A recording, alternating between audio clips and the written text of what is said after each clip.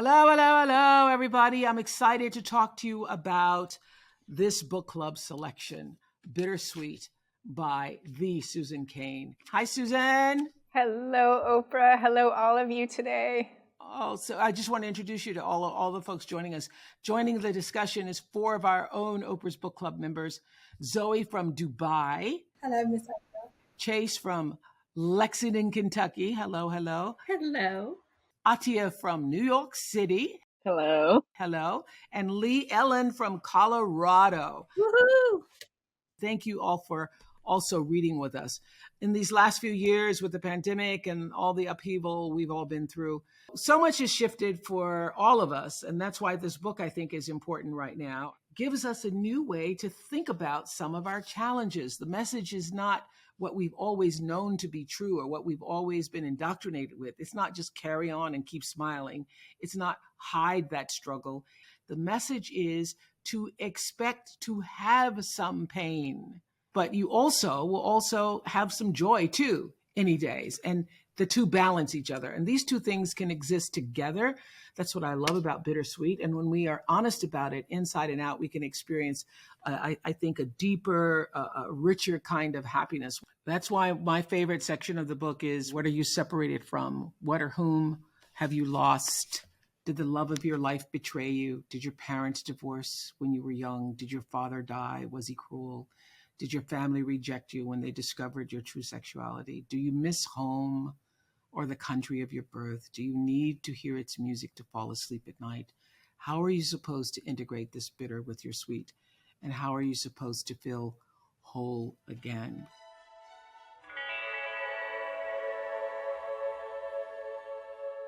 Where did this concept of bittersweet come from for you? Oh, gosh. I mean, it came from some combination of you can't be a human being, right? And get through this life without experiencing some degree of loss and pain and sorrow and so on. And I was aware of that right alongside the joys and the beauties of everything. In a way, the book started with what seemed at first like a small moment, which is that I used to be a lawyer back in my old life. And when I was in law school, I was one day in my law school dorm and my friends were coming to the dorm to pick me up on the way to class. And I was blasting out on my dorm room speakers some kind of like really sad music, the way I often do. I think it was probably Leonard Cohen, who I adore. And they came by and they said, "Why are you listening to this funeral music?" And to them, it was just like hilarious that this is what I would choose to listen to. But for me, it felt like this great mystery of why it would be this supposedly sad music I have always found to be kind of near ecstatic. And when I listen to it, I feel a great sense of connection and love for the musician who created it, for all the other people who know what it is the musician is expressing, and the musician's ability to transform pain into beauty. And I just really wanted to understand that small thing. But I also, I think, had an instinct that one question was actually the gateway to some of life's deepest questions of how to live in this world that contains so much joy and beauty and love, and also so much heartache simultaneously. Chase, you said you related to what Susan was talking about, the sad songs, and how you related to that too. How so?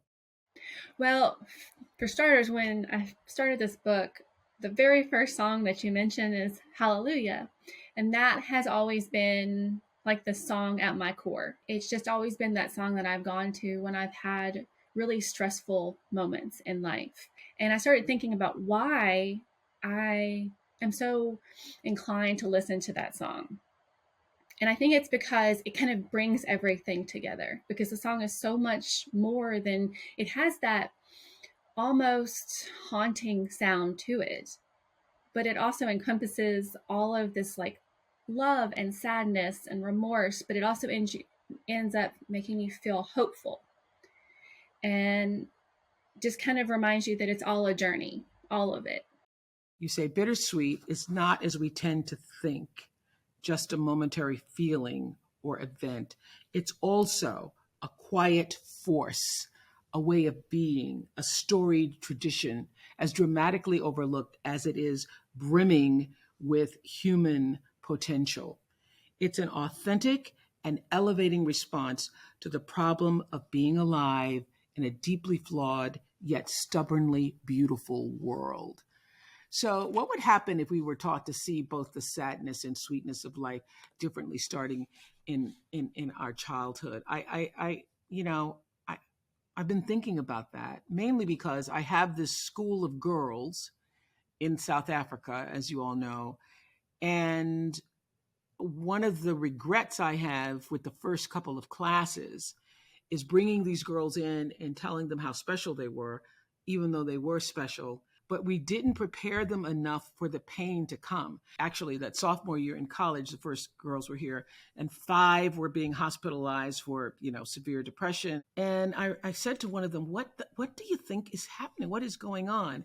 And she said, well, you told us how special we were. And then we got here and realized a lot of other people are special too. And we thought that being taken out of poverty meant we were no longer going to have any more pain. And so I realized, we're doing it all wrong. We're not preparing them for the bitter and the sweet. If you look at our traditions, our greatest wisdom traditions, our great religions, our music, our art, our literature, all of it is telling us a completely different story from the story of the dominant, at least American cultural narrative of put that smile on your face. Like if you look at every religion, all of them are starting with this question of how can it be that life can be so simultaneously beautiful and that there's so much sorrow and suffering and evil. How can those coexist? And that's what religions are teaching from the beginning. So we need to be normalizing that teaching because it helps us to make sense of it all, that both are true. That's part of what normal existence is. There's so many different wisdom traditions that I found as I was researching this book that I felt were so consoling and so helpful in terms of how to live. The Kabbalah, which is the mystical tradition of Judaism, and it's the idea that that all of creation was at once an intact and divine vessel, and that the vessel at some point shattered, and that the life that we are living now is the life after that shattering. But there are still the shards of that vessel, that divine vessel, all around us. And so, what we can do as humans is when we see those shards, we can bend down and we can pick them up. So, it's not to say the expectation is everything's going to be, we're all special and everything's going to be perfect. It's that we're all special and therefore we all have a different shard to interact with. And I think that's a very different orientation. We've talked so much in this reading cycle about chapter 4 and your complicated relationship with your mother. When you were writing this chapter, what did you discover about your relationship with your mother that you might not have known before being able to articulate it as you have done? The first one is that, to my amazement, I found that it really was possible to heal. Until I started writing this book, I couldn't say anything about her. I couldn't even tell you that she had grown up in Brooklyn. I couldn't say the simplest thing about my mother without breaking down in tears. That's how it was. I had had such a close relationship with my mother as a child. She was my first and truest and deepest love. And I could never get over the fact of that love not being the way I had remembered it. There was something about the process of deeply engaging with the truth and the reality of our relationship that really did set me free. And I could say even set us free. My mother has Alzheimer's now. Like with her diminished capacity, what I think often happens with Alzheimer's is that the person forgets so much of themselves, but this intact core of who they always were is still there. And she is her sweetest and most loving self. And the relationship that I remember from our childhood has been returned to us. Zoe, I know you lost your mother as a child, and you said that Susan's book challenged you to look at things differently. Tell me how. Well, just earlier in this conversation, Susan said in writing chapter 4, it made her feel like healing was possible. And just then, I almost started crying and welling up because actually, A lot of the time, I don't know if that's possible for me. Sometimes it's been 23 years. So sometimes I feel like, life is good and I can do this and I'm fine without my mom and there's so many blessings. But then sometimes I feel like, wow, how am I ever going to get over this? It still feels very raw. And I think what was great about Bittersweet is that it challenged me to understand that pain that I feel, it will always be there. But something you said in the book as well really touched my heart, and it's that you said that the love that you lost still exists. It's just changed shape. And so that brought me to a place where I thought she still exists in my heart. And as I prepare to be a mother myself, I believe that that longing that I feel for that motherly daughter, unconditional love and that warmth and that comfort, I can now enjoy on a deeper level with my daughter. And I think the first step in getting to that place was just recognizing that no, she's not gone. She's just exists in a different space. And I think for me now, I'm just trying to learn how to appreciate that, because in the book you talk about recognizing it, and I do recognize it. Susan, that's such a powerful line. I read it to one of my daughter girls who had lost her entire family, witnessed at 10 years old her entire family slaughtered in front of her uh, in the Rwandan genocide. And when I read that passage out to her, she said it sounded like a prayer and has opened her up to seeing also the love that's all around, the love that's come in different forms. And I feel very, very, very strongly that when someone who has loved you, has died, and has birthed you, the spirit of them abides with you in a way that makes you double strong. It gives you power that other people don't have because they don't have somebody who loved them in the flesh and also in the spirit. I have to say, Zoe, while you were talking, I just had rolling goosebumps listening to you. I mean, first of all, I'm so sorry that you had to have that loss at such a young age. I could just feel so strongly that you're about to go back to the river of love and drink from it again in a different way. My sons are teenagers now, and one of them he was maybe 5 or 6, and we had a day at the zoo, and it was an especially nice day. And he said to me at bedtime, just before he was falling asleep, he said, "Mommy, thank you for loving me so much." And I felt like I was back at, drinking from that river. You're the person that you are because of the 5 years that you had with your mother, and also because of her loss, as grievous as it was for you. And you're going to bring all of that into all of your new loves throughout your life. The longings and the pains that we suffer actually bring us closer to the divine and to that which is most beautiful. And you don't have to turn away from that deep longing that you feel. It's going to bring you closer to everything that you're longing for. Adia, I heard that Susan's take on the damage of toxic positivity resonated with you as a teacher. I thought, or I found when I first started teaching, that I had a not as positive or not as joyous take on life, which was a little concerning when I was, I'm trying to be a teacher to these younger humans. We do live in a society of toxic positivity, and I think that comes from just trying to mask and cope and, not dive into what ails us as a society. And I find that my coworkers and even just the parents of these students try and get them to see the bright side of things, try to get them to see the positive side of things. And what that leads to is them not knowing how to deal with their problems, not knowing how to deal with the very real emotions that they're having. How do we model that behavior, and how do we give them those tools so that they're able to see the bittersweet and they're able to embrace the negative so that they authentically get to the positive and not just try to create these positive situations that are not sincere. Well, I'm thinking of 2 different answers to the question. One I wrote about and one I didn't. The first one that I don't think I wrote about, it comes from a friend of mine who is a teacher too. And she told me about this exercise that she does sometimes. And she did it with a little boy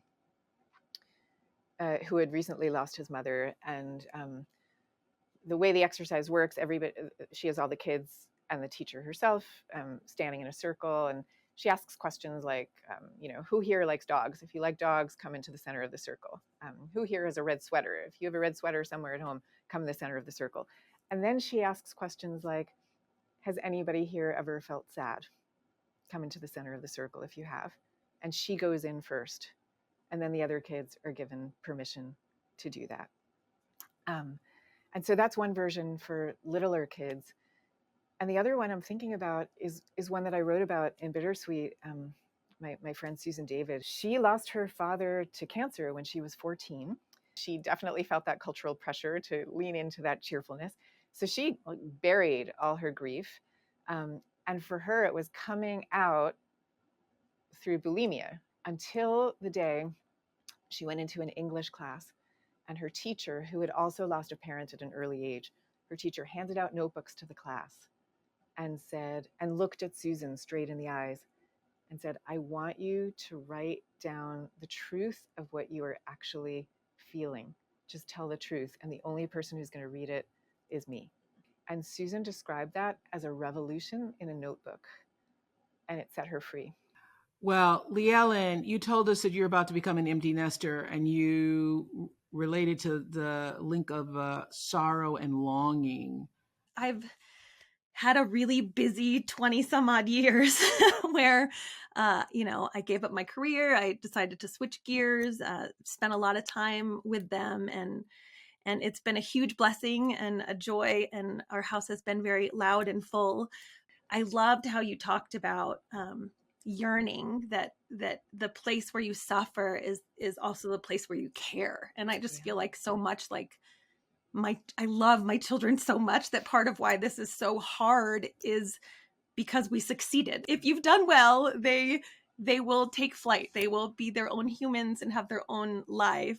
But, there's tension, there's sadness in that. And there's a great loss in that. While you were doing your research, did you notice like a correlation between large life transitions and this feeling of bittersweet?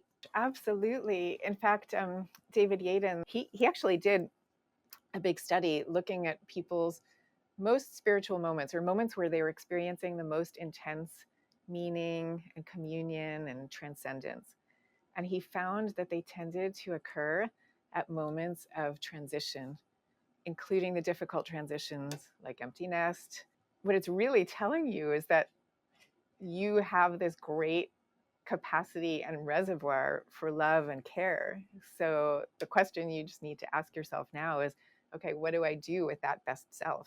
And how do I apply it to the next chapter? If everyone who reads this book can open themselves to see love in its new form, to be able to transform what has been pain for them into some kind of beauty, wow, you deserve a Nobel Prize for that. What's your favorite passage?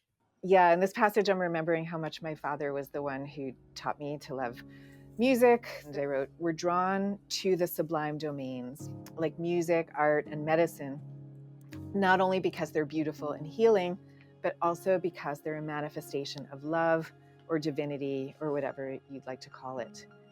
The night my father died, I listened to music, not because I would find him there, and I didn't find him there, but because loving a parent and loving song or sports, nature or literature, math or science, they're just different manifestations of the perfect and beautiful world, of the people we long to be with, the place we want to be.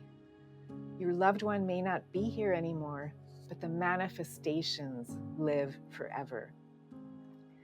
My father and I talked on the phone just before he died.